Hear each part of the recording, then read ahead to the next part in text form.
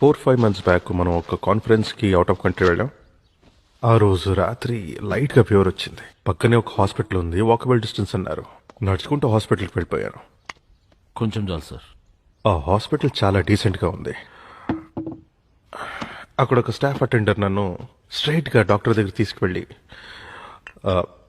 Scan, blood test అని ఒక slip రాపిచ్చి నన్ను ల్యాబ్కి తీసుకెళ్ళాడు.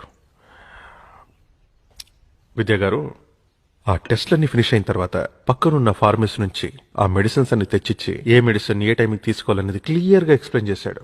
నేను అడిగా, ఈ టెస్ట్కి, మెడిసిన్స్కి, డాక్టర్ కన్సల్టేషన్కి ఫీ ఎంత అని. ఇట్స్ అబ్సల్యూట్లీ ఫ్రీ అన్నాడు. నేను సీఎం అని తెలిసేమో అనుకున్నా. హౌ డూ యూ నో మీ అని అడిగా. హూ ఆర్ యూ సార్ అన్నాడు. అసలు ఇది గవర్నమెంట్ హాస్పిటలా లేకపోతే కార్పొరేట్ హాస్పిటలా అని అడిగాను. It's just a hospital sir అన్నాడు. అందరికీ ఇదే ట్రీట్మెంట్ అన్నాడు. సిక్కేసింది సార్ నాకు. 4 రోజులు నిద్ర పట్టలేదు. ఆ కంట్రీ మనకన్నా రిచ్ అని మీరు అనుకుంటున్నారేమో. హెల్త్ మినిస్టర్ గారు, దాని జీడిపి మన కంట్రీ జీడిపి కన్నా చాలా తక్కువ. అక్కడ ఉన్నది మనకి లేనిది ఏంటంటే నిబద్ధత. ఆ క్షణంలో నేను ఒక రెవల్యూషనరీ డిసిషన్ తీసుకున్నాను. మన స్టేట్లో ఉన్న ప్రజలందరికీ కార్పొరేట్ అని, గవర్నమెంట్ అని తేడా లేకుండా ఒకే రకమైన నాణ్యమైన ఉచిత వైద్యం.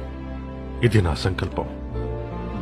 ఈ కార్పొరేట్ హాస్పిటల్స్ అన్నిటినీ అండర్టేక్ చేద్దాం. ఏమంటారు హోమ్ మినిస్టర్ గారు? సార్, సడన్ గా డిసిషన్ నాకు అర్థమైంది. ఆ గవర్నమెంట్ మీద విపరీతమైన ఆర్థిక భారం పడుతుందంటారు. అంతే కదా, ఓ పని చేద్దాం. మనం ఇచ్చే సంక్షేమ పథకాలన్నీ ఉన్నాయి కదా సిఎస్ గారు, అవన్నీ ఎత్తేద్దాం. కుటుంబరావు గారు, ప్రజలకి ఉచిత విద్య, ఉచిత వైద్యం, ఈ రెండిస్తే చాలండి. వాళ్ళ బ్రతుకులు బాగుపడతాయి.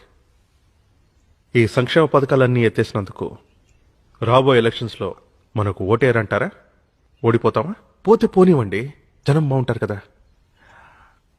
అది చాలు.